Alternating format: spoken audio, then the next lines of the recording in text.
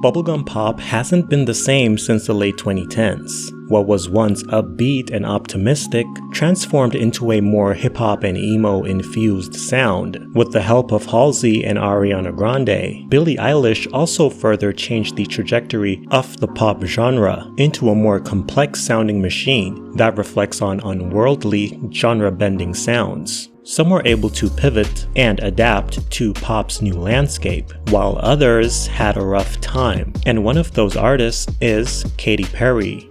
Her optimistic pop sound didn't have a place in the market anymore. Many felt like the once leader in the grand pop sound no longer had the Midas touch, and her glory days of Teenage Dream and Roar were long gone, and many also thought the singer should hang it up. Despite this, Katy Perry was resilient, still releasing pure pop bodies of work, with 2017's Witness and 2020's Smile, which were both flops, making the singer one of the last pop stars on earth. Since Katy's failed pop album Smile, many fans, myself included, have continued to wonder if the singer will ever regain her heavy crown. The singer has finally made her return to the limelight with her new feminist single, Woman's World, a bubblegum pop anthem. And you think this would be Katy's moment, but it hasn't. Since the single's release, the singer has been called a hypocrite and not a girl's girl by critics and fans, with the discovery of Dr. Luke's involvement, who was sued by Kesha for SA in 2014. For this video, let's talk about Katy Perry's new single, Woman's World. I will review the track and give my thoughts on it. Is this the power pop anthem we've all been waiting for, or should Katy have kept this one in the vault? Was it worth it working with Mr. I Keep Changing My Name to go unnoticed? And I will also talk about how Katy Perry doesn't give a fuck. I'm Don, your pop culture boy. Let's get into it. Katy Perry is no stranger to my channel. The main problem with the singer is how she doesn't fit into today's music following her domination of the late 2000s to the early and mid 2010s. Katy has been an artist who adapted incredibly well to the streaming era, but now we find her struggling to be a main pop girl in this new pop landscape of Billie Eilish and Ariana Grande. Also, Ariana has adapted really well to this new pop landscape. Katy Perry has kept pumping out pure pop songs, but it's not sticking for her. In this time when we are now seeing the rise of Tate McRae and Sabrina Carpenter, who is bringing back that bubblegum pop vibe and killing it, but not for Katy. However, for the most part, Katy Perry's music has been subpar and bland. I've always had hope that Katy would come back and reclaim her spot in the pop game. And she's back, and with a whole bunch of controversy with her lead single, Woman's World, which is supposed to be included on her upcoming 7th studio album, 143.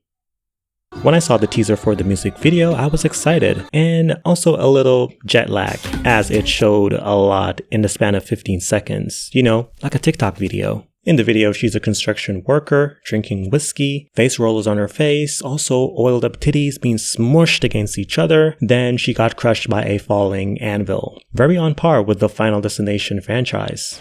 So who's next?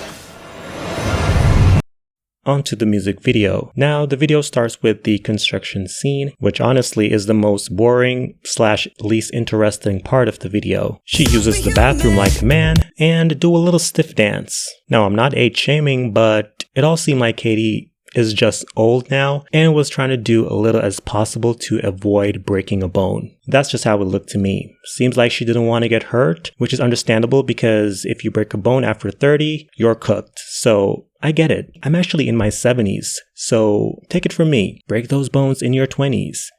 That was a joke. The 20s part. In the rest of the video, Katy Perry walked from scene to scene with her new bionic legs, kicking down doors, walking through glass like a Terminator, hijacking someone's TikTok, and does a TikTok dance, you know, trying to keep up with the trends. Stick a gas up her ass, stick it in the side part of her cheeks, and riding in a monster truck with Trisha Paytas of all people. Then in the closing, she hopped on a helicopter, and the girl whose TikTok she crashed started asking Katy Perry, "Who are you?" Then Katy Perry started screaming, "I'm Katy Perry," at the end of the top of her lungs. I know, it's kind of stupid, but I think that's what they were going for. The first time I heard the track, I did not like it. I played it the first day it came out once and was like, yeah, this is not good, and went back to cutting my toenails. But after listening to it a few more times the following day, I don't mind it. It's actually not bad, and it's kind of stuck in my head now for some reason. So it's definitely catchy. Now, is it Katy Perry's best song? Absolutely not. But if it comes on, I'll let it play out. This song is absolutely geared towards the radio. I will say the verses could be better or more compact. It's kind of empty until the pre-chorus kicks in, so the song relies heavily on its chorus. The track has a vaporwave vibe going on, but to its core, it's a bubblegum pop anthem. I do see critics pointing out the fire in her eyes, feminine divine line, and saying how basic it is, but I don't think it's that deep when you consider the song as a whole is basic, but I'm not mad at that line. Again, to its core, it's just a pop song. Katy Perry paints a picture of feminism and women empowerment with this release. She's saying women can do it all, while dressed as Rosie the Riveter. And if you're wondering who that is, according to Wikipedia, Rosie the Riveter is an allegorical cultural icon in the United States who represents the women who worked in the factories and shipyards during World War II, many of whom produced munitions and war supplies. But feminists are not happy as they think this type of feminist is outdated. You know, the drinking whiskey and working in the factories and, acting on manly and shit. The I can do what a man can do thing. The Guardian wrote a piece on the track saying, "What regressive, warmed over hell is this?" Also giving the song a 1-star rating. Perry's solo return is a dated attempt at writing a feminist anthem about how women really can have it all. It's a song that made me feel stupider every sorry time I listened to it. Pitchfork also took a fat doo-doo on the track, saying, "Defying all sense of taste, the pop singer's comeback single is too dispiriting to even approach camp. It's abysmal." Now, I get it if you don't like the song, but these publications aren't mad because they don't like the song or because they think it's a failed attempt at feminism by Katy Perry. They are really mad because Katy Perry worked with Dr. Luke, who changed his name multiple times to Cass, Richard Head, Made in China, Tassin Tracks, and Lochter Duke. Now, if you're not aware of who Dr. Luke is, let me just break it down real quick. So, Dr. Luke is known as the scum of the music industry by pop fans, following the legal dispute with Kesha, where she alleged abuse and employment discrimination, while he, Dr. Luke, claimed a breach of contract and defamation. So she sued him, he sued her. The lawsuit has since been thrown out as the parties reach an agreement, so they settled outside of court. Dr. Luke has been working with Katy Perry since her 2008 One of the Boys. He is listed as a co-writer and producer on I Kissed a Girl, the song that catapulted Katy to stardom in the late 2000s. The producer has also worked with other big names in music like Pink and Doja Cat. Within this era of Me Too and cancel culture, this situation has caused a great divide as fans and other artists calls for Dr. Luke's boycott from the music industry. Now, just like the situation with Tory Lanez and Megan Thee Stallion, I'm not taking anyone's side as I don't know these people personally. I don't know what to think about it. I'm gonna sit back and watch things unfold. But stop changing your name. We can see you. You can't hide. Made in China.